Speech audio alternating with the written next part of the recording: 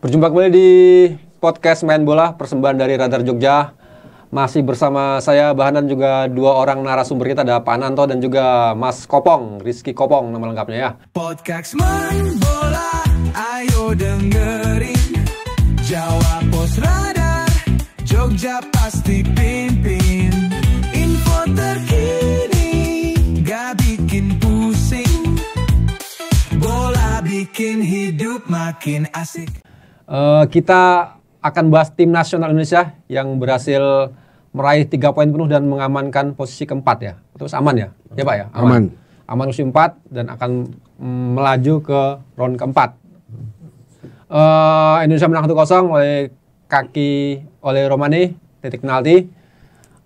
Di pertandingan lainnya juga Arab Saudi menang lawan Bahrain. Tapi di pertandingan berikutnya Indonesia akan melawan Jepang, tandang di Jepang. Oke, Pak Nanto dulu. Saya mau tanya Pak, gimana hasil kemarin Pak? Sesuai dengan prediksi nampaknya? Ya sesuai dengan prediksi Mas dan Kopong. doa kita semua ya. Ya. Kalau kemarin Kopong prediksinya 2-1. 3-0. 3-0. Luar biasa. Tapi memang ada peluang 2 kali yang nggak jadi Ya, gol kan. Tapi ya memang mendekati kenyataan ya Bang prediksimu ya. Ya Dua gol kemarin lagi. pertandingan sesuai dengan harapan kita semua. Jadi awalnya semuanya optimistis kalau timnas ini akan menang dan ternyata juga hasilnya cukup baik. Tidak hanya kemenangan yang kita dapat ya, tapi ada beberapa hal yang cukup mengembirakan sebenarnya Pak. Jadi tim ini sudah kelihatan gaya bermainnya itu seperti apa. Kemudian juga ada beberapa pergantian pemain yang akhirnya membuahkan sebuah hasil yang positif ya. Jadi kemarin kan banyak pihak yang meragukan permainan timnas sebelum lawan Tiongkok kemarin. Kan?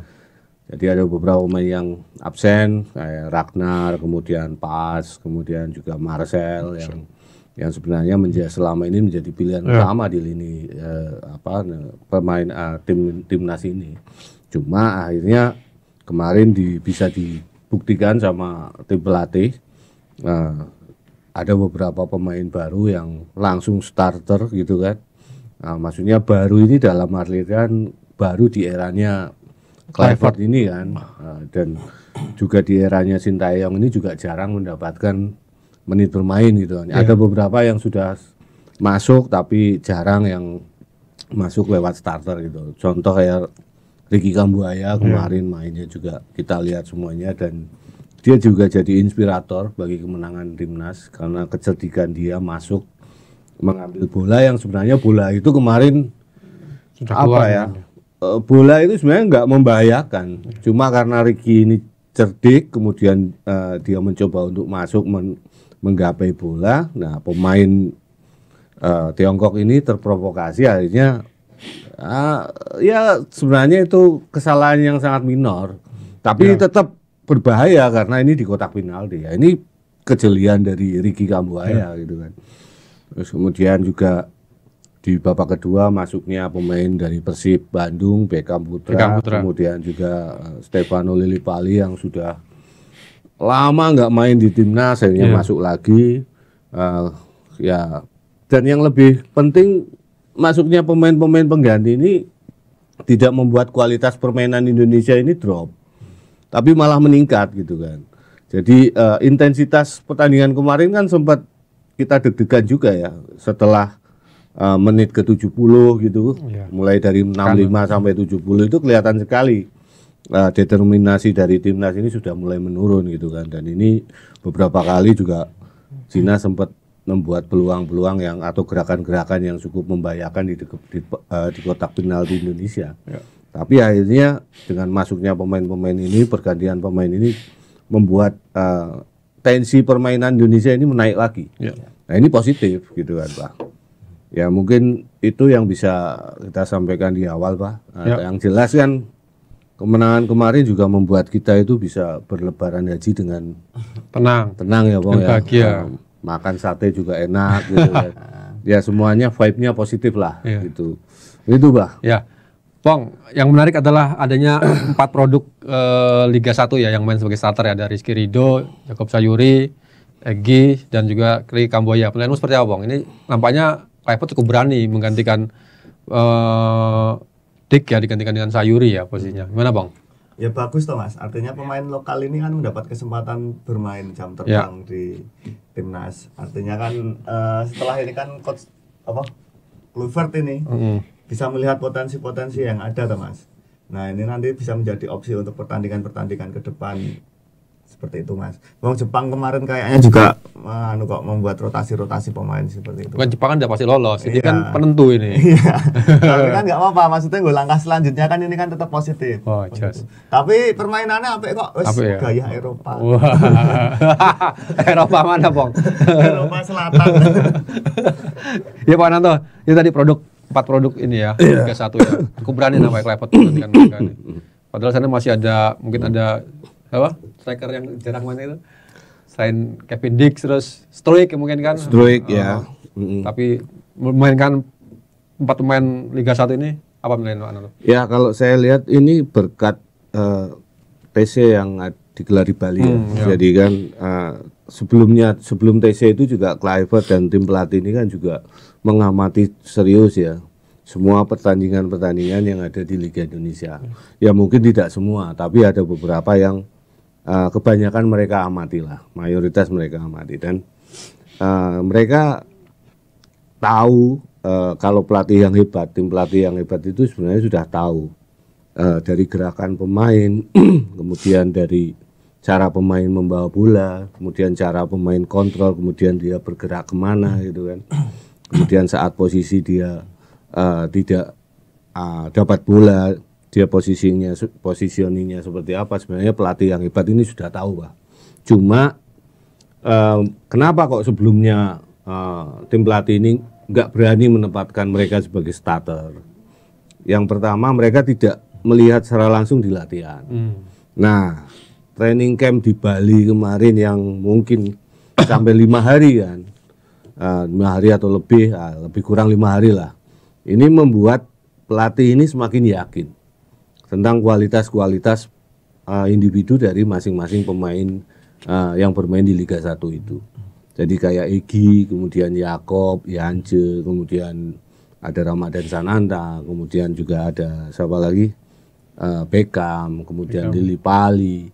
Mereka bisa melihat secara langsung bagaimana pemain-pemain ini ngeblend dengan pemain-pemain yang sudah lama di timnas, terutama dengan gaya permainan yang dikembangkan oleh pelatih Patrick Kluivert ataupun timnya gitu kan. Karena gayanya Kluivert dengan Sintayong ini kan agak berbeda. Kluivert ini kan lebih cenderung gaya sepak bola Belanda ya. Yang Ansis sebenarnya semuanya pemain-pemain keturunan itu sudah paham benar. Paham benar bagaimana sih cara bermain sepak bola dengan gayanya Kluivert ini. Mereka sudah paham, jadi kayak Ziyech, kemudian siapa namanya Verdong, Haye, Pelupes itu sudah paham di luar kepala tentang gaya main, cara main gaya Belanda ini. Cuma yang jadi pertanyaan ini kan pemain-pemain yang ada di liga domestik kita. Nah, mereka oke, skillnya oke gitu mungkin ya, skill individu dan fisiknya juga mungkin oke, tapi cara mainnya ini kan memang harus disesuaikan.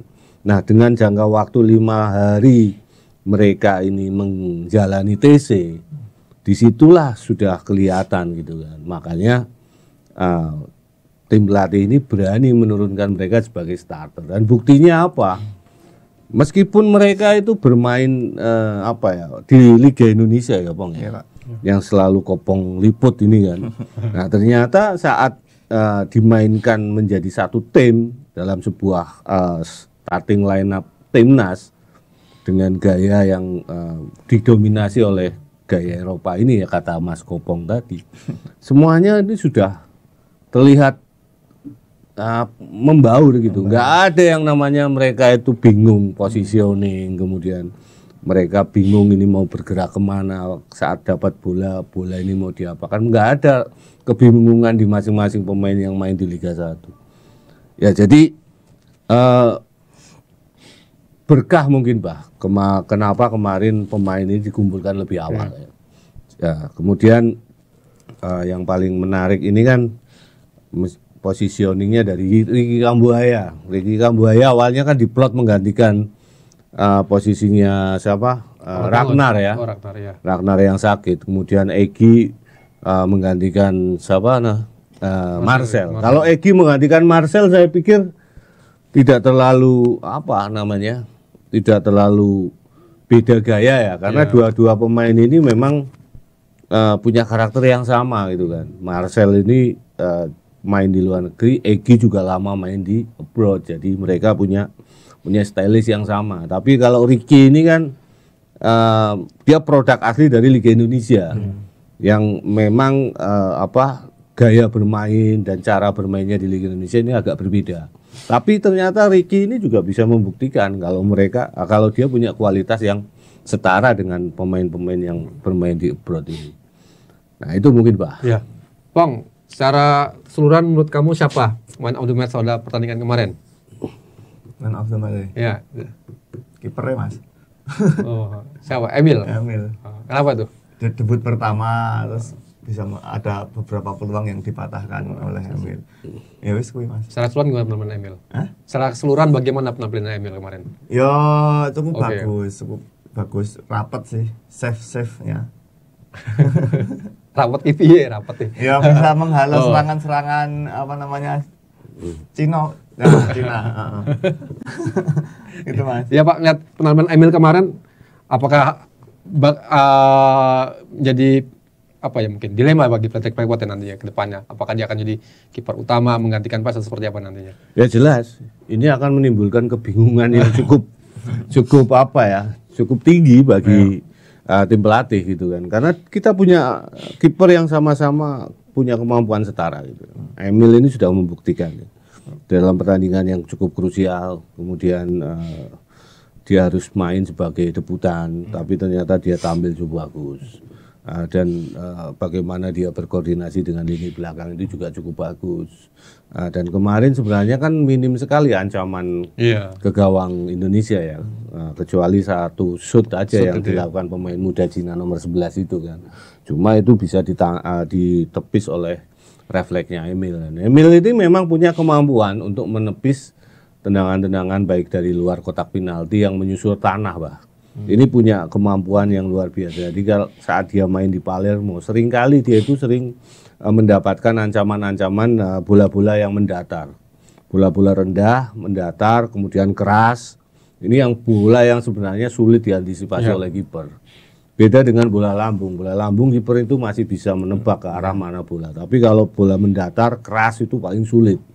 Karena postur Emil ini kan cukup tinggi ya, 180 sekian, 190 cm kan, cukup tinggi. Dan biasanya kiper yang tinggi ini kan agak remah di bola-bola bawah, dan refleksnya itu tidak terlalu cepat. Tapi kenyataannya dia ternyata apa yang dia pelajari, apa yang dia tuntut ilmunya selama di Liga Italia itu ternyata benar-benar sudah khatam lah ya Bang sudah khatam betul dengan kemampuannya dia, sehingga tidak ada masalah bagi dia untuk bermain. Dan dia cukup meskipun dia debutan sebenarnya dia juga punya pengalaman yang segudang menjadi seorang kiper kan, sehingga tidak terlihat sama sekali nervous. Ya mungkin di babak pertama ada beberapa yang miss saat dia keluar, dia menangkap bola ini meleset, untung itu merupakan pelanggaran dari pemain lawan gitu.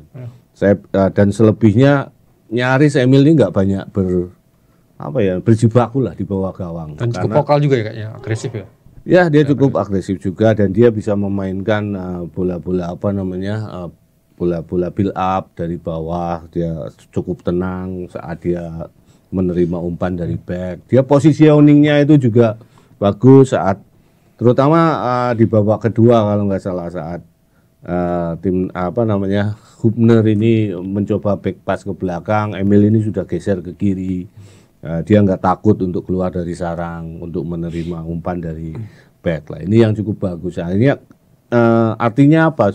Sudah ada komunikasi atau chemistry lah di antara Emil dan 3 back yang ada di depannya, Pak. Mungkin itu. Secara elevasi lawan Cina nampaknya Patrick Kluivert juga sudah paham ya dengan squad yang polanya ya ini pakemnya kayak Pak ya sepertinya. Ya, jadi kita sudah melihat betul dan kita akhirnya tahu kan gaya permainan Indonesia itu seperti apa. Gayanya itu seperti apa. Apa yang cocok dengan skema ataupun gaya permainan yang cocok untuk timnas Indonesia saat ini.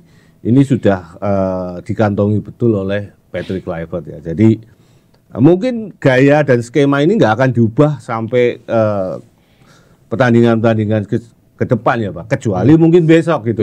Mungkin dia akan mencoba skema baru dengan formasi baru gitu. Tapi untuk pertandingan di round 4 nanti saya pikir dia akan menggunakan pakem yang seperti ini. Jadi pakemnya jelas sekali, 3 back di belakang, kemudian di tengah ini di tengah itu ada 2 dia apa namanya gelandang bertahan, ada Haye sama si Joe Palupesi. Ya, 2 pemain ini ibarat sudah sangat sulit untuk digantikan. Ini sudah sangat ngeblend gitu kan. Baik dari sisi kualitas, dari sisi pengalaman, dari sisi cara membaca permainan. 2 pemain ini sudah nggak ada duanya lah di timnas Indonesia. Terus kemudian di depan mereka ada 2 gelandang ada gelandang serang, satu di positioningnya Ricky Kambuaya yang kalau nggak Ricky biasanya di situ masuk juga si siapa Ragnar. Kemudian di sisi kiri kalau nggak Egy di situ juga ada Marcel. Ya kan. Kemudian nanti kalau Tom Haye yang biasanya memang fisiknya ini nggak bisa main 90 kalau main di udara tropis, dia akan gantinya sudah jelas. Di situ Ricky akan drop ke belakang, kemudian nanti masuk di situ pemain yang lebih eksplosif seperti Beckham Putra. Nah, ini nama Beckham ini juga seperti puzzle gitu kan. Seperti puzzle yang menjadi kebutuhan tim itu di saat Eliano Reinders nggak bisa tampil, kemudian Marcel juga nggak bisa tampil, kemudian muncul nama Beckham ini gitu. Nah, ini sebenarnya dan kita sebagai penonton aja sudah bisa membedakan ya gaya mainnya waktu timnas ditangani Sintayong dengan gaya mainnya Patrick Kluivert di 3 pertandingan ini sudah terbaca semua, sudah kelihatan bahwasanya nanti timnas Indonesia pakemnya seperti ini. Nah, ini juga yang akan dipahami betul oleh pemain-pemain timnas. Jadi pemain timnas ini akan lebih hafal dengan gaya mereka main seperti apa gitu kan.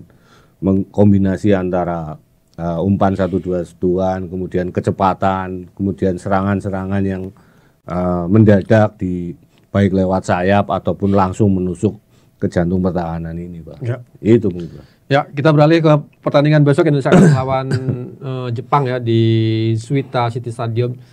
Pong, gimana Pong? Prediksi Pong, apakah Indonesia akan menurunkan format pemain yang berbeda atau akan tetap mempertahankan formasi kemarin dan squad yang kemarin untuk starting line up? Starting line up belum ada perkiraan Mas, tapi yang jelas kamu nggak wawancara sama Kluivert kemarin? Kemarin ditinggal lunga ya. Waduh, sake. Tinggal lunga aku. Lah ketok kowe, Bang. Ketok. Kudune meringis. Artinya kan besok ini kan Indonesia ini kan harus memperbaiki rekor permainan tandang, Mas. Ya. Nah, mau tidak mau harus besok bisa membuktikan lawan Jepang ini. Mengharuskan sopo, Pak? Saya, Pak. Iya, luar biasa. Terus Bang. Harus bisa menang. Nah, ini harus memutus tren negatif di pertandingan tandang karena kan mau tidak mau ini kan harus menjadi bukti bahwa negara kita ini negara yang kuat. Negara yang hebat, Bhinneka Tunggal Ika ini harus bisa terbukti di luar negeri nih. Ya. Seperti itu, Mas. Tapi kalau secara format permainan pemain seperti apa nampaknya tetap ada rotasi. Saya pikir besok tetap ada rotasi. Seperti apa tinggal nanti kita melihat seperti apa kesiapan di berbagai di seluruh pemain yang ada. Dan kalau formasi sih ya tetap ngono kuwi aku ngarani wis sampai banget iki. Udah Mas, seperti itu. Mas. Pak Nanto, gimana nih Pak? Lagi pula Jepang kan pas lawan Australia kemarin namanya tidak menurunkan skuad terbaiknya ya. Banyak pemain cadangan. Banyak pemain muda istilahnya kan. Kayak Wataru Endo, Kubo pun jadi cadangan. Gimana nih Pak prediksinya Pak untuk pertandingan besok? Untuk susunan pemain dulu ya Pak. Ya. Saya pikir timnas timnas ini akan melakukan banyak perubahan. Kemungkinan besar ya. Iya. Yang pertama jelas untuk menghindarkan akumulasi kartu. Oke. Kita nggak tahu nih di round 4 ini apakah akumulasi kartu ini masih berlaku atau tidak. Karena ini aturan kan ada round 4 ini aturan baru kan. Dan tuan rumah penentuan mainnya di mana juga baru saja dibikin kan. Awalnya mau di tempat netral, tapi kemudian ada Qatar, isu penunjukan oleh AFC atau FIFA ini di Qatar dan Arab Saudi. Saudi Arabia gitu kan. Nah ini juga nggak tahu apakah ini sudah fake atau belum gitu kan. Nah, kemudian skema permainannya nanti pertandingannya juga seperti apa? Katanya main sekali-sekali gitu kan. Berarti kan nanti di situ di masing-masing grup itu ada 3 tim, mainnya 2 kali. 2 kali. Nah ini jeda waktu permainannya itu seperti apa gitu kan. Dan kemudian jangka waktu mainnya itu berapa hari. Ini kita juga belum tahu karena memang regulasinya belum keluar, aturannya belum keluar. Dan apakah nanti ternyata hukuman kartu atau sanksi pemain akumulasi kartu yang sudah didapat pemain sebelumnya apa masih berlaku di round keempat ini atau nanti diputihkan semua gitu kan. Nah kita kan nggak tahu, cuma untuk jaga-jaga kalau misalkan nanti ini akan berlaku kan, hukuman kartu ini akan berlaku, akumulasi kartu ini berlaku di round 4 ini ya mungkin lebih baik timnas Indonesia ini atau pelatih ini harus Rotasi. melakukan rotasi. Yang jelas kemarin yang kena masih mengantongi kartu kuning kan kalau nggak salah Yakob Sayuri kemarin sudah 1 kartu kuning, kemudian JICS ya. Kemudian kalau nggak salah Verdong, saya nggak tahu Verdong ini 1 kali kartu kuning atau enggak itu kurang paham. Lihat sepengetahuan saya iya sih. Terus kemudian di situ Marcel sudah terbebas dari akumulasi kartu ya. Paes juga sudah terbebas dari akumulasi kartu. Nah ini kalau Itzes ini kalau misalnya kena kartu di besok pertandingan besok dan kemudian akumulasi kartunya ini masih berlaku di pertandingan round keempat, ya jelas merugikan timnas kan, karena sosok Itzes ini kan sulit digantikan. Ya. Nah ini yang harus dipikir ulang gitu kan, harus dipikir ulang lagi. Nah, jangan sampai untuk memaksakan hasil lawan Jepang kemudian mengorbankan pertandingan. Iya memang pertandingan lawan Jepang ini penting, sangat penting gitu kan. Meskipun sudah nggak menentukan, tapi juga sangat penting bagi timnas Indonesia karena ini ibarat seperti pertandingan uji coba yang mahal gitu kan. Kapan lagi kita bisa melakukan uji coba dengan tim sekelas Jepang gitu kan. Nah ini yang harus dilakukan. Gimana lah, Calvin Bedong nggak kena kartu kuning, berarti dia masih bisa main kan. Cuma kan kita harus memperhatikan juga kebugaran pemainnya juga. Dan juga mungkin pelatih ini kan juga perlu melihat ya. Bagaimana sih karakter pemain-pemain yang selama ini jarang bermain. Ya contoh kayak Asnawi ini di tangan Patrick Kluivert ini belum sekalipun main. Ya kan? Kemudian di situ ada Saint Patinama itu juga dia belum pernah starter. Kemudian Hilgers itu juga patut dicoba besok gitu kan. Kita bisa nanti kalau kita bisa melihat kombinasi lini belakang yang baru, 3 back yang baru ini juga menguntungkan bagi kita juga kan. Apalagi di situ kan banyak pemain-pemain yang cukup berkualitas seperti Hilgers, kemudian juga siapa namanya Kevin Dix, kemudian ada Nathan Choaon gitu kan. Nah, Nathan ini posisinya apakah dikembalikan ke bek kiri atau kemudian dia tetap di gelandang bertahan di situ kan. Nah, kemudian di Arhan juga ada di situ ya kan. Arhan ini juga belum pernah dicoba di eranya Kluivert ini. Kemudian kita belum pernah melihat Sananta bermain sebagai starter seperti apa. Kemudian Yance ini juga cukup bagus kalau coba, dan kemungkinan besar mungkin Patrick besok malah menurunkan Beckham di starting line up. Ya kan? Mungkin akan menurunkan Beckham di starting. Dia pengen lihat seperti apa sih kalau Beckham ini main di menit-menit awal. Hanya saja mungkin Dua pemain yang nggak mungkin tergantikan itu saya pikir satu itu Pelupesi, yang kedua Tom Haye. Kemungkinan besar dua pemain ini nggak akan dibongkar, kecuali di babak kedua ya. Tapi kalau yang lain ini masih apa namanya, masih bisa lah bongkar pasang. Nah, oleh Romeni ini juga bisa saja dia dicadangkan kan, diistirahatkan. Tapi kalau melihat gaya permainan Ole ini sangat cocok untuk menghadapi Jepang. Karena Jepang ini tipikal gaya bermainnya itu sudah nggak gaya Asia lagi sebenarnya, sudah gaya Eropa gitu kan. Mungkin itu Pak. Ya. Bang, kamu lihat barisan striker Indonesia seperti apa? Persaingannya hanya tinggal strike dan ini mungkin ya, tinggal oleh Romani nih. Kamu lihat akan milih siapa nih kira-kira Patrick Kluivert untuk melawan Jepang besok? Ole Mas. Ole lagi. Kenapa nih Bang? Apa oleh Mas? Ya ora le piye-piye ya stroik. Aku ora le piye-piye ora kowe stroik. Ning aku wong iki kabeh do iso ndelok. Oleh. Bukan le piye-piye lho stroik. Kira-kira dia bisa nyetak gol enggak lawan Jepang? Ya, insya Allah bisa Mas. Tergantung nanti bagaimana apa namanya chemistry antar pemain ini, chemistry teman-teman pemain ini bagaimana.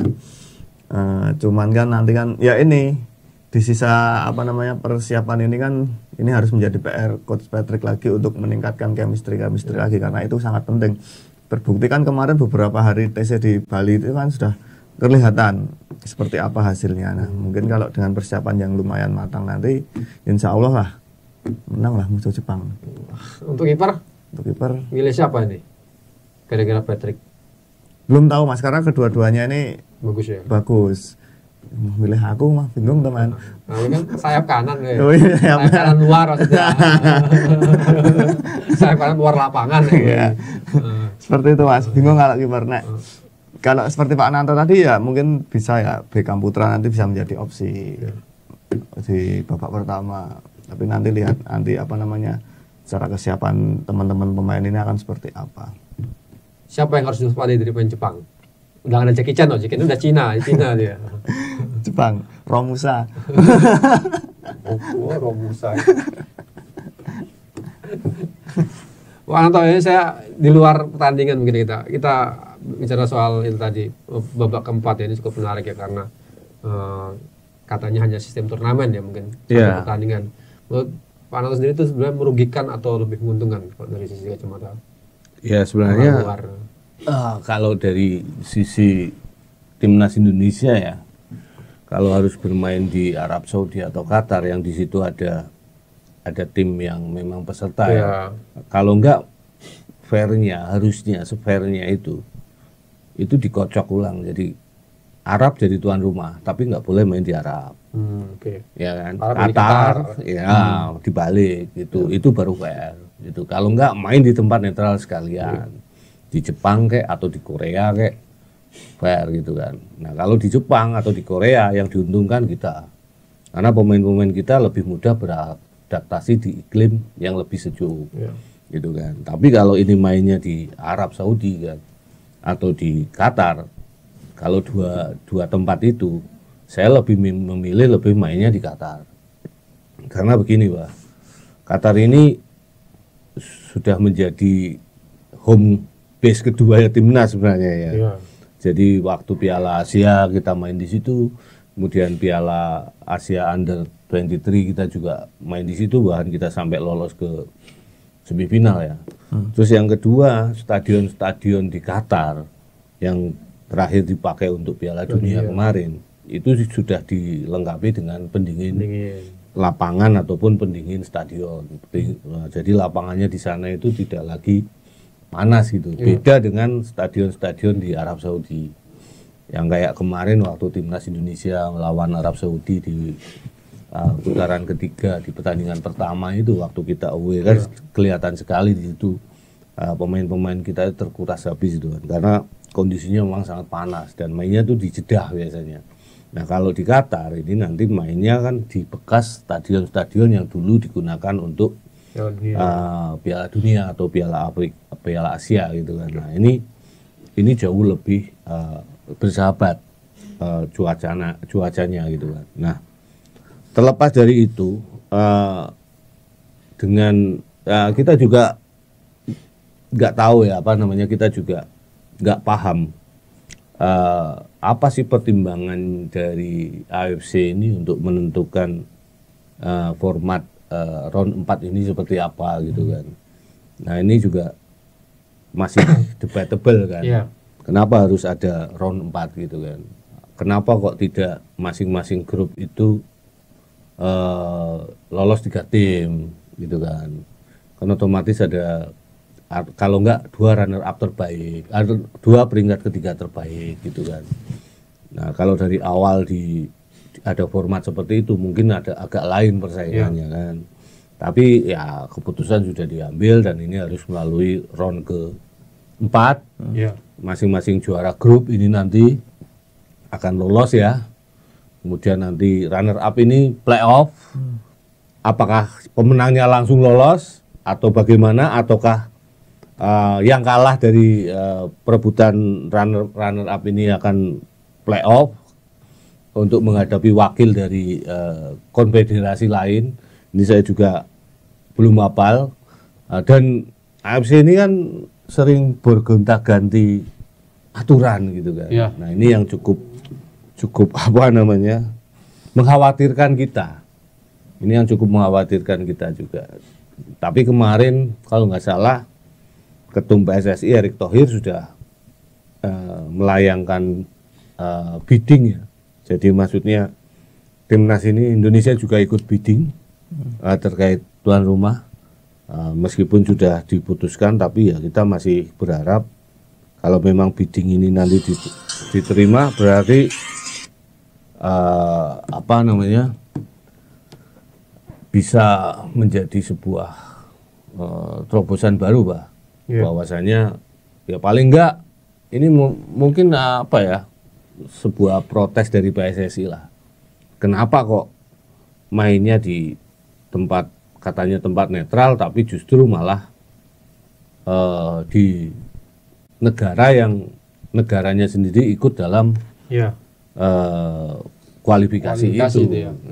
Dan lucunya lagi, sebelum round 4 ini selesai, ini sudah ditunjuk antara Qatar dan Arab Saudi. Dan penunjukan itu setelah ada keputusan bahwa Arab Saudi dan Qatar ini lolos ke round 4. Ini ada apa gitu kan. Nah ini yang jadi pertanyaan. Ternyata enggak, kita ya ternyata di sepak bola internasional ini, terutama di Asia itu juga sangat apa ya, sangat lazim terjadi seperti itu gitu kan. Sehingga mungkin ini pengalaman baru bagi timnas ya. Apalagi timnas ini kan juga baru kali ini bisa melangkah sejauh ini di kualifikasi Piala Dunia kan. Kalau sebelumnya di penyisihan grup itu sudah tersisih, sekarang bisa melaju ke babak keempat, ini kan luar biasa. Jadi mungkin ya saya jadi ingat beberapa waktu yang lalu itu ada apa namanya, ada netizen dari Jepang ataupun dari Korea yang menyatakan selamat datang Indonesia di belantara sepak bola Asia gitu. Nah sindirannya seperti itu kan. Sindiran itu muncul waktu kita itu di kartu merah waktu Piala Asia U23. Jadi kelihatan sekali bagaimana tuan rumah Qatar waktu itu memperlakukan kita kan. Nah itu akhirnya muncullah selamat datang Indonesia di belantara sepak bola Asia. Gitu, Pak. Mungkin bisa jadi gini juga, Pak ya. Mereka tidak berani memainkan home and away juga. Mereka kaget buat Indonesia betul jadi kekuatan yang menyulitkan bagi mereka kan, ancaman bagi negara Arab dan Qatar yang otomatis jadi negara yang selalu rutin ikut di Piala Dunia. Ya, kalau format home away, kenapa nggak home and away ya Pak ya? Karena waktunya Pak. Waktunya mepet. Kan ini digelar di Oktober kan. Oktober atau tahun depan ya kalau nggak salah. Sorry, tahun depan ya. Tahun depan di FIFA Match Day ya. FIFA Match Day yang rata-rata pertandingannya cuma 2 kali. Jadi mereka itu mengambil waktu itu, Pak. AFC mengambil waktu itu. Jadi bukan di Di libur kompetisi ini yang iya, selesai ini, kalau libur kompetisi sudah Bah. udah habis ya. Sudah Piala Dunia besok. Sudah putaran Oh, final iya, Piala bulan Dunia. enam ya. Piala Dunia kan biasanya Juni-Juli kan. Ini kan biasanya kapan kalau nggak salah. Kenapa tidak dihabiskan Juni Juli ini aja sekalian ya biar habis gitu kan kalau dipikirkan. Nah, Kan? itu pertanyaannya Kan panjang juga waktunya gitu ini kan. kan, untuk Tapi habis. mungkin juga untuk apa ya? Karena di FIFA ini kan juga sudah ada jadwalnya, Pak. Ya precision mungkin. Ya, precision, dan kemudian juga dari masing-masing pemain ini kan butuh istirahat kan. Nah, butuh istirahat karena tahun depan besok sudah libur kompetisi klub ini kan sudah masuk Piala Dunia, putaran Piala Dunia. Oktober besok, Bah. Oktober ini. Ya kan, di Oktober itu kan cuma dua pertandingan. Pokoknya 2 minggu lah. Ya kan, karena di situ ada apa ya namanya, jeda kompetisi. Iya, gitu. Ya kan, FIFA Matchday juga kan. Nah, itu biasanya FIFA Matchday itu kan dua pertandingan, hanya 2 pertandingan. Nah, ini pas. Nah, mungkin nanti yang playoff nanti dimainkan kalau enggak Desember, Januari. Itu biasanya seperti itu. Jadi jadwalnya ini memang sudah disesuaikan semua. Itu, Pak. Jadi kalau misalnya home and away, waktunya yang kurang panjang mungkin ya. Karena kan harus ada 4 pertandingan kan. Masing-masing tim harus menggelar 4 pertandingan lagi untuk satu grup gitu kan. Nah, belum lagi nanti home and away lagi kalau misalnya ada playoff gitu kan. Ya kalau playoffnya dengan sesama negara yang dengan benua yang berdekatan. Nah, kalau kita harus Amerika Selatan. playoff dengan wakil dari CONCACAF gitu kan, atau dari Afrika, ini kan juga repot juga kan, karena jaraknya ini cukup jauh. Kalau enggak, harusnya kayak kemarin Pro Olimpik itu playoffnya langsung di Paris. Jadi ya itu juga merugikan Indonesia karena Indonesia jauh dari Eropa kan, untungnya tim ini masih di Qatar kan, tinggal geser ke Paris saja. Dan Gini itu juga dari Afrika ya, tinggal geser ke Paris saja. Itu mungkin. Ya. Bang, Indonesia maju ke babak 4 besar nih, nama-nama klub kan negara lumayan punya nama, siapa yang ini, Bang? Kita ada Qatar, Irak, Oman atau Palestina. Iya, Bang. Ya Irak karo Qatar Irak, kuwi, heeh. Sing wis kan wis rada terkenal lah, Mas. Iya. Ya, cuman itu sih ada ya. Sing rada Langganan ya, Irak, Qatar. Itu Qatar kan sudah. Uni Emirat mungkin. Sudah pernah merasakan tuh kayaknya. Seperti itu, Mas. Nah, kalau Panang sendiri harapannya ketemu siapa aja nih Pak yang ini, Pak? Ya kalau saya sih harapannya ketemu Oman. Jangan Irak ya. Mungkin orang Arab masih mending Pak, UEA gitu kan. Ya, kita punya pengalaman yang di beberapa pertandingan terakhir ini kita punya pengalaman yang cukup bagus menghadapi negara-negara dari Timur Tengah ya. Dan saya pikir Oman itu kualitasnya mungkin setara atau bahkan di bawah timnas gitu kan. Nah, ini yang cukup menarik sebenarnya. Kalau dengan Irak, ya kita masih punya trauma yang cukup besar dengan Irak. Saya penasaran dengan Qatar malah gitu kan. Qatar ini di Piala Asia ini luar biasa dia. Tapi waktu kualifikasi Piala Dunia kemarin cukup terseok-seok juga gitu kan. Dia bahkan kalau nggak salah pernah dipantai 5-0 sama Uni Emirat Arab. 5-0 atau 3-0 kalau nggak salah itu loh. Nah, ini yang cukup cukup mengherankan. Padahal waktu di Piala Asia luar biasa mereka kan. Mereka main di kandang sendiri seperti apa gitu kan. Ya dalam tanda kutip juga ada banyak pihak yang ngomong karena itu memang dibantu oleh wasit dan sebagainya, karena memang diuntungkan oleh regulasi juga gitu kan. Dan kemudian Uni Emirat Arab ini belakangan ini tampil konsisten juga. Tampil konsisten. Jadi mereka ini awal-awal kualifikasi mereka agak sedikit terseok-seok. Tapi setelah ada pergantian pelatih kalau nggak salah, kemudian mereka memanggil beberapa pemain-pemain lama mereka ya, veteran-veteran mereka, akhirnya tampil bagus juga. Dan akhirnya mereka lolos di putaran keempat ini. Kemudian Oman ini yang grafiknya ini menurun. Setelah mereka menjuarai grup di babak kedua dengan menyisihkan kalau nggak salah Malaysia ya, tetangga kita, dan dia lolos dengan Kyrgyzstan kalau nggak salah ya, Kyrgyzstan. Tapi di kualifikasi mereka nggak tampil bagus gitu kan. Dan mereka ini mereka mungkin salah satu negara Arab yang kualitasnya mungkin nggak begitu wah gitu kan, nggak kayak Arab Saudi, kemudian bahkan dengan Bahrain pun mereka masih di bawah Bahrain gitu kan. Nah ya, saya berharap sih ketemunya itu gitu. Yang penting jangan ketemu Irak, karena Irak ini juga belakangan ini juga menurun juga setelah Yesus Casas ini dipecat, kemudian ganti Graham Arnold kalau nggak salah, malah pelatihnya gitu kan. Nah, Graham Arnold atau siapa pelatihnya saya lupa. Ini juga performanya menurun gitu kan, dan dia kan akhirnya digeser oleh Jordan kalau nggak salah. Jordan yang lolos ke Piala Dunia langsung kan. Awalnya mereka masih runner up loh itu. Malah justru Jordan yang menyelinap menikung Irak ini kan. Nah ini yang cukup menarik sebenarnya. Ya Pak Nanto, ada nama-nama kayak Uzbekistan, Yordania ini bisa lolos ke Piala Dunia. Artinya kan ada perubahan ya Pak ya, perubahan peta kekuatan di Asia Pak ya. Itu seperti apa ini hal ini? Ya kalau Uzbekistan saya nggak begitu heran Pak, karena mungkin 10 tahun ya. Uzbekistan ini membangun sepak bolanya dia gitu kan. Jadi pembangunan sepak bola ini dilakukan jauh-jauh hari, dan program-program atau proyek-proyek pembinaan sepak bola atau pembangunan sepak bola di Uzbekistan ini dilakukan secara serius gitu kan.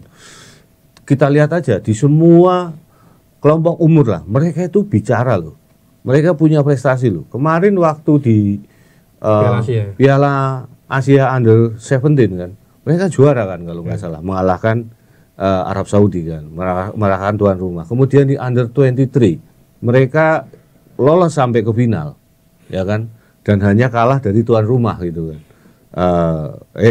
Kalah dari Jepang waktu itu. Yang kualitas Jepang waktu itu memang cukup bagus. Nah besok kapten Jepang di Under 23 Joel Fujita itu dia akan turun Pak. Dia kemarin mengisi posisinya Endo gitu. Ini gaya mainnya lebih sangar lagi nih, ketenangannya lebih sangar kalau yang ini, kalau Joel Fujita ini kan. Terus kemudian di Under 19, Under 20 lah kemarin, kita lihat seperti apa Indonesia yang dibawa Indra Safri itu di permak Uzbekistan juga berapa 3-0 kan. Dan dari individu pemain kita tahu lihat pemain Uzbekistan main di Manchester City, Abdul Qadir Husanov ini kan. Padahal waktu di Piala Asia Under 23 dia berhadapan-hadapan dengan siapa? Dia kan yang menekel si Witan kan waktu itu. dia yang menempel Ferrari waktu Ferrari mencetak gol yang dianulir sebenarnya. Nah, ini pemain ini kan. Tapi kemudian dari kesini tim ini sudah semakin matang. Terus kemudian ada Sumorodov yang pernah main di AS Roma, kemudian Vasulaev yang main di Spartak Moskow kalau nggak salah. Ini pemain-pemain mereka sebenarnya sangat bagus, dan mereka memainkan gaya Eropa Timur gitu kan, yang mengombinasikan antara teknik dengan kecepatan, Spartan ya kan, dan kekuatan fisik juga.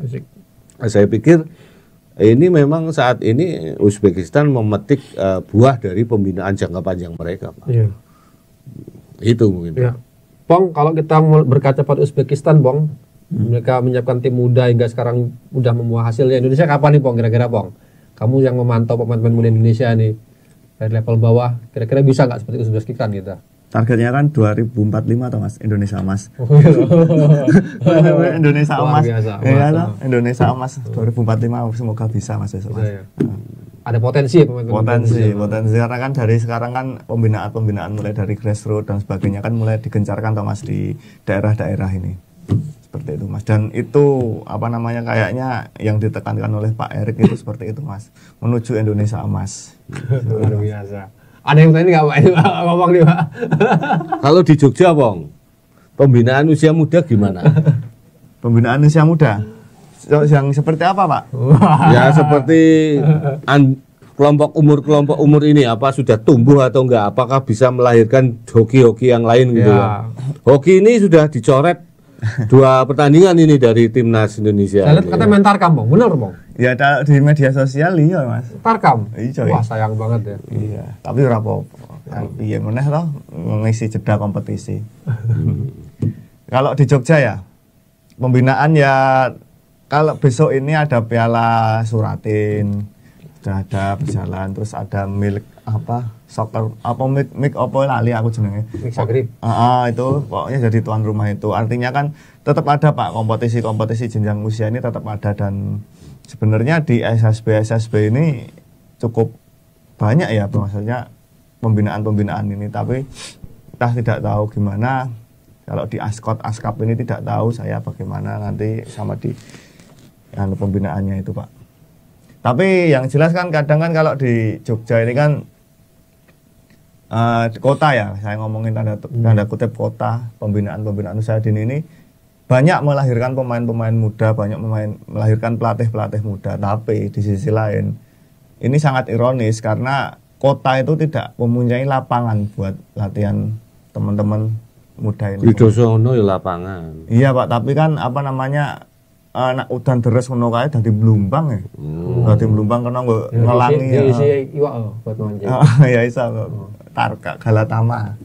Kok Galatama kan? Apa? Nah, ini sebenarnya kota ini mempunyai apa namanya?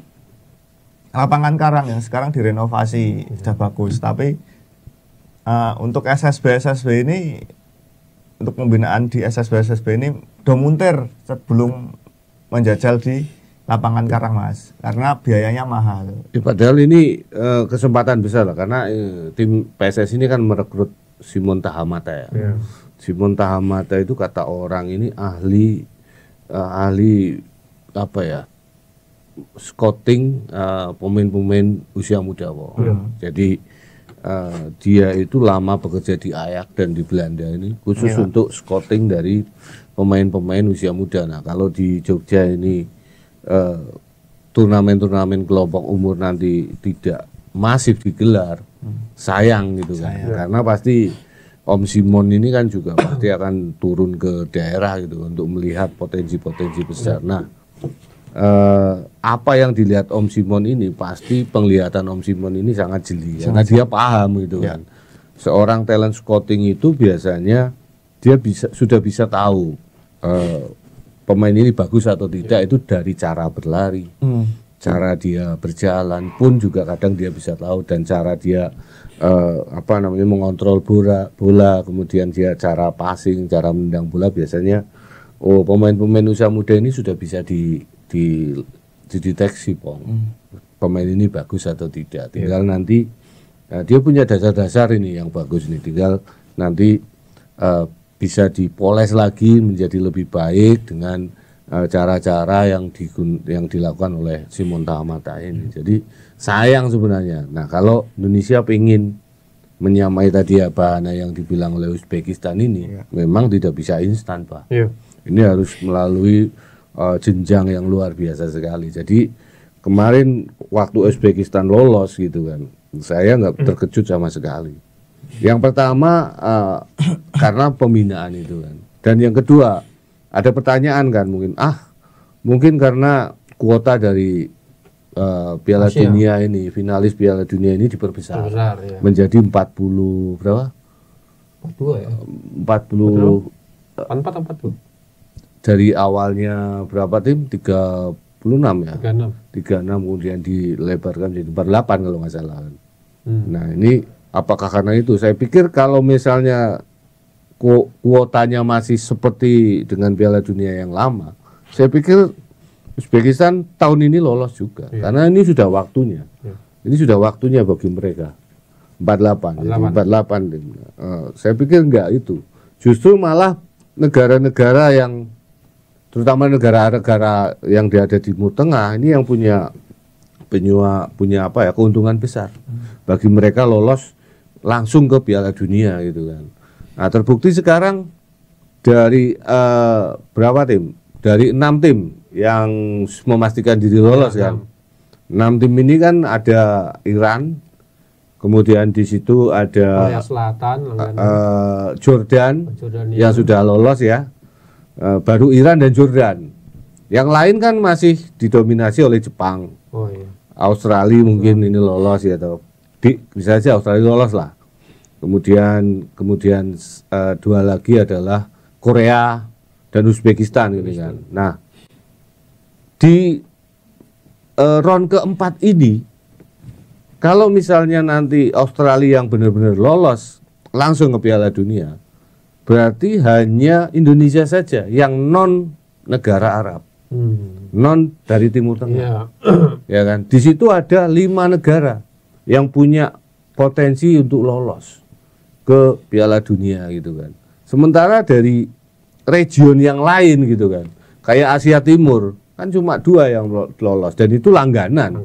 Ya kan. Cina pun sudah tersisih gitu, Hong Kong apalagi, Taiwan apa nggak terbaca gitu kan.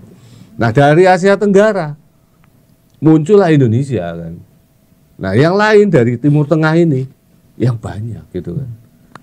2 sudah lolos, 5 ini masih nunggu giliran, ya kan, masih bersaing kan, otomatis ada 7 kan. Ya, kalau mereka nanti misalnya 2 lolos lagi, kan ada tambahan 4.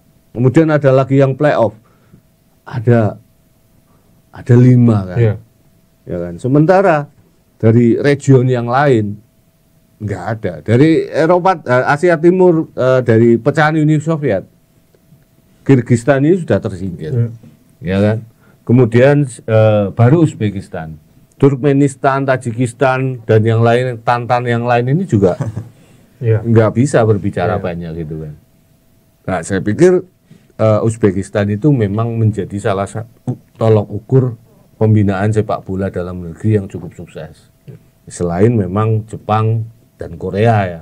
Kalau Jepang dan Korea ini kan sudah langganan lah. Mereka karakternya sudah terbangun lama lah.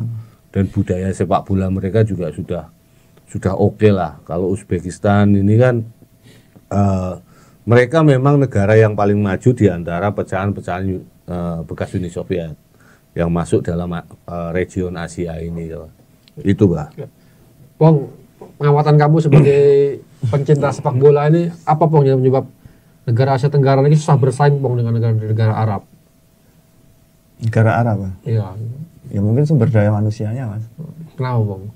Ya nak, contoh aja di negara kita ya. Rasa data nih Yojo wae. Jogja kompetisi ini tidak bisa maju ya, kayak stadionnya dikorupsi Mas. Nah itu sangat berdampak ya. Fasilitas apa ini kan sangat berdampak nanti untuk pembinaan sepak bola di negara kita sendiri, apalagi di Asia ya. Seperti itu Mas, banyak oknum-oknum yang bermain tidak bersih. Tapi ini Bang, kita keluar dari ini sepak Piala Dunia ini. Itu benar itu. Hoki itu main tarkam dia setelah ini kemarin itu. Kalau di media sosial udah ramai dan itu emang benar-benar hoki ya Mas. Frustasi atau seperti apa itu? Ya enggak toh Mas. Kamu nggak nanya sama dia? Belum ketemu kok Mas. Belum ketemu dan ini kan masih pada masa liburan semua toh Mas. Main tarkam itu. Pak Nanto ini Pak, fenomena hal seperti ini kadang pemain profesional tiba-tiba musim liburan itu bermain di hal seperti itu, hal yang wajar atau seperti apa sebenarnya Pak? Kalau di Indonesia ya wajar Pak. Tidak, apalagi dulu gitu ya, kan. Keselamatan itu apa? Ya kalau namanya pemain profesional itu sebenarnya kan harus menjaga ya. Menjaga kondisi tubuh. Tapi kadang juga pemain-pemain ini mereka punya alasan ya, dengan tarkam kan juga sama aja menjaga kondisi tubuh. Dan yang kedua mungkin karena banyak hal yang lain lah. Kalau misalkan contoh banyak pemain-pemain Indonesia itu kan berasal dari sebuah tempat yang tempat lahirnya dulu itu saat dia pertama bermain sepak bola. Jadi saat kampungnya ini ada hajatan sepak bola, dia biasanya tampil gitu, karena ya gue nyenengke teman-teman dan masyarakat sekitar. Ya itu tidak salah sih seperti itu. Yang penting pemain ini bisa menjaga kondisi tubuhnya. Tapi saya juga masih ragu apakah itu benar-benar hoki atau bukan gitu loh Bang. Ya semoga saja itu bukan hoki. Ya. Semoga saja karena eman-eman gitu loh Bang. Kopong sendiri kan belum klarifikasi. Belum. Itu baru info-info Media sosial. rumor-rumor yang ada di media sosial yang belum bisa diverifikasi kebenarannya gitu kan. Tapi kalau fotonya itu benar-benar hoki. Karena sangat mengerikan ya. Istilahnya kan secara lapangan pun tidak layak ya loh. Pemain profesional langganan timnas ya kita ceglong kaki ini. Gini aja Bang, namanya foto video sekarang itu kan bisa sangat diedit. riskan loh. Ya kan. Ya kita jangan seudon lah. Ya. Kita berharap itu bukan hoki. Bukan, hanya mirip. Ya, hanya mirip itu saja. Atletico jadi hoki. Ya kan. Kita berharap itu bukan hoki dan kalaupun memang itu benar-benar hoki, kondisinya juga nggak ada masalah gitu kan. Mungkin ya karena dia fan football atau apa atau gitu. malah ini Pak, dia kan Gunung Kidul loh. Malah menghibur masyarakat dengan acara Rasulan. Rasulan itu. Rasulan kan meriah ya, bal-balan barang Rasulan. Ya, mungkin itu juga ya. Itu memang nggak bisa disalahkan sih. Hati-hati ya bahaya aja seperti itu. Jadi ini memang Tarkam itu kan sangat Indonesian value. Ya, yang nilai-nilai Indonesia yang nggak bisa dihilangkan gitu. Ya pemain bola itu juga manusia. Kadang dia juga butuh refreshing. Gitu kan. Dan kadang kalau kan dia terbiasa, pemain sepak bola ini kan terbiasa berlatih. Ya. Begitu libur kompetisi seperti ini, bingung. Ya kan, dia kan nggak bisa, kakinya pegal-pegal kalau di rumah terus nggak ada kegiatan. Ya menjaga kondisi, paling yang dia menjaga kondisi, kemudian dia cari angin dengan sepak bola hobi atau fan football gitu. Yang penting tidak membuat kondisi fisiknya atau kondisi tubuhnya ini drop atau celaka gitu. Ini seperti karena klubnya sudah dibubarkan mungkin ya. Mau jadi pembimbingnya udah nggak ada kan, udah pulang kampung semua. Saya sih berharap sih yang terbaik lah bagi hoki gitu kan. Dan semoga saja ini bukan hoki gitu lah. Karena Kopong ini juga belum konfirmasi gitu kan. Ini kan kita dapat informasi dari medsos ya. Yang rame medsos yang lagi dan terus terang Kopong ini kan yang kita tugaskan untuk konfirmasi belum konfirmasi. Jadi ya kita nggak bisa menghakimi lah. Kita jangan menghakimi itu. Ya, itu. Kita balik lagi ke bahasan Piala Dunia. Kualifikasi Pak lawan Jepang besok kira-kira seperti apa nih Pak? Ininya gambarannya. Ya, Jepang ini meskipun kata Bahana tadi hanya menurunkan tim lapis kedua ya Pak. Lapis ya. Tercatat itu ada 6 debutan di timnas Jepang itu kan. Ya. Ada beberapa pemain yang baru saja masuk dan dipanggil ya. Salah satunya adalah Kodai Sano. Pemain ini malah rekan rekan setimnya Kelvin Verdong di NEC Nijmegen Bah. Jadi ini pemain tengah dan dia sudah mencetak beberapa gol di Nijmegen ini. Dia pemain bagus, gelandang, dan yang paling menarik kan pemain tengah asal Crystal Palace, saya lupa namanya siapa, Daichi Kamada. Daichi Kamada ini juga tampil lawan Australia. Terakhir waktu lawan dia di Premier League, waktu dia timnya ini lawan Liverpool. Dia juga tampil bagus di situ. Ya kan, dia cukup menyulitkan Gravenberch sama Van Dijk, dan kemudian di babak kedua dia ditandingkan sama seniornya Wataru Endo. Dan dia juga nggak kalah waktu itu kan. Nah, ini juga menarik. Jadi Jepang ini meskipun pemain-pemainnya ini katanya lapis kedua, tapi mayoritas ini pemain yang bermain di liga-liga Eropa, Pak. Ada beberapa pemain itu main di Liga Belgia, ada beberapa pemain yang main di Liga Swiss juga, kemudian ada di Liga Jerman juga gitu kan. Ada juga yang bermain di Prancis, Liga Prancis, dan mungkin di situ nggak ada yang Kaoru Mitoma dan lain-lain. Tapi masih ada Indo, kemudian ada Fujita juga yang punya kemampuan bagus di lini tengah. Ya ini sebenarnya menarik besok pertandingannya, dan menghadapi karakter permainan Jepang, saya pikir ini akan seru dengan komposisi ataupun gaya bermain atau kondisi timnas Indonesia sekarang itu kan. Apalagi di situ ada banyak pemain-pemain kita yang berasal atau bermain di liga-liga Eropa. Terutama di Liga Jepang. Nah, mungkin nanti Max Hilger itu yang paling cocok untuk mengisi 3 back di belakang ini. Mungkin ada perubahan banyak itu di lini belakang. Mungkin kalau Ijes nggak main, mungkin nanti di situ akan dipasang Kevin Dick juga. Kevin Dick ini juga beberapa kali main sebagai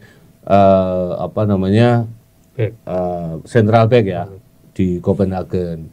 Kemudian mungkin dia akan duet atau trio dengan si siapa namanya Hilgers. Kalau nggak Hilgers, kemudian di situ yang satunya lagi ini masih pilihan, Mbak. Bisa jadi malah Verdong.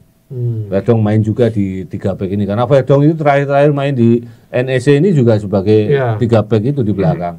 Nah, mungkin untuk sayap kiri nanti mungkin bisa masuk Arhan atau Dan James. Tapi kemungkinan besar Verdong dicadangkan juga besar juga, Pak. Mungkin Hubner juga akan main lagi di situ. Kalau enggak, kalau Ijes main ya bagus sih, tapi kan eman-eman sebenarnya bagi saya gitu kan. Nah, kemudian kalau di lini tengah pasti duetnya timnas itu sulit untuk digantikan. Nah, tinggal yang depan ini, Marcel kemungkinan juga akan main lagi, Egy juga kemungkinan akan main. Nanti tinggal apakah milih Ricky Kambuaya, apakah starter lagi atau Beckham yang starter lagi, nanti kita bisa lihat seperti apa. Romeni juga kata Kopong tadi main lagi, kemungkinan main, tapi kalau nggak main nanti saya pengen lihat Sanantani ini nanti seperti apa. Kalau Jepang itu sebenarnya meskipun pemainnya berubah, gaya template seperti itu. Jadi sebenarnya menganalisis permainan Jepang ini nggak sulit. Kalau memang tim kepelatihannya Patrick Kluivert ini bagus gitu kan. Template mainnya ya seperti itu saja. Hanya berbeda dari kualitas pemainnya saja. Saya pikir nggak banyak perubahan kok. Yang apalagi pelatihnya sama. Juga pasti dia akan mencoba. Dia kan misinya di sini. Si Hajime Moriyasu ini kan ingin mencari pemain yang bisa pemain-pemain baru yang selama ini masih belum banyak jam bermainnya di timnas Jepang, untuk bisa dibawa nanti ke putaran final Piala Dunia, untuk melapis pemain-pemain yang selama ini sudah ada kan. Nah, dia kan butuh itu kan. Nah, jadi mungkin di situ dia akan lihat backnya itu seperti apa. Dan kalau makanya dia pasti tidak akan menggunakan formasi atau skema permainan yang diubah, dia berbeda, itu dia nggak akan menggunakan itu. Pasti formasinya sama, hanya pemainnya saja, susunan pemainnya aja yang berbeda. Mungkin itu, Pak. Ya. Bang, yang terakhir, Bang, skor udah berapa nih, Bang? 2-0, Mas. Buset, untuk Jepang. Indonesia. Optimis ya. Luar biasa. Siapa pencetak gol? Rome sama Aro Egy. Boleh. Gimana, Pak? Setuju, Pak? Sepakat? Sepakat saya Kopong. Saya sepakat gitu kan. Tapi saya sepakat cuma gonceng aja. Ya kan. Ya ini kita optimistis lah. Optimistis harus kita menang. Di atas Jepang. Tapi intinya tanpa kita melihat hasil, besok ya waktunya kita menikmati permainan dan pertandingan timnas Indonesia. Lepas ya. Tanpa harus merasakan deg-degan. Yo deg-degan, Bang. Nara deg-degan yo koes ya, Bang. Iya, Pak. Ya, maksudnya kita nggak spot jantung lah. Ya, seperti kemarin ya lawan Cina kan. Nek lawan Cina kemarin saya tuh justru malah nggak spot jantung, Pak. Karena dari awal saya melihat ini sudah tertata permainannya. Spot jantung itu justru lawan Bahrain atau bahkan Australia gitu kan. Tapi setelah 3-0 udah nggak spot jantung lagi waktu itu. Ya. Atau dulu waktu kita away ke mana gitu kan, waktu lawan Bahrain di leg pertama itu tuh deg-degan banget itu. Tapi setelah kemarin lawan Tiongkok itu begitu menit pertama sampai menit 15 saya udah nggak begitu deg-degan. Ya ketar-ketir juga, justru deg-degannya waktu kita dapat penalti. Ini masuk nggak itu kan. Kalau nggak masuk itu ceritanya berbeda, Pak. Mental mungkin. Trauma lawan Australia ini iya, bisa betul, terulang gitu loh. Akhirnya alhamdulillah masuk dan itu luar biasa. Ini menurut saya ya ini berkah yang luar biasa. Besok ya kita waktunya untuk menikmati permainan timnas. Apapun hasilnya, kita juga nggak berharap menang terlalu tinggi ya, Bang ya. Enggak, Pak. Ya 2-0 cukup. 2-0 cukup, kata Bang. Mungkin itu, Pak. Oke. Ya itu tadi podcast kita untuk hari ini, kita cukupkan sekian. Sampai jumpa di podcast selanjutnya. Assalamualaikum warahmatullahi wabarakatuh. Waalaikumsalam warahmatullahi wabarakatuh. Podcast Main Bola, ayo dengerin. Jawa Pos Radar, Jogja pasti pimpin.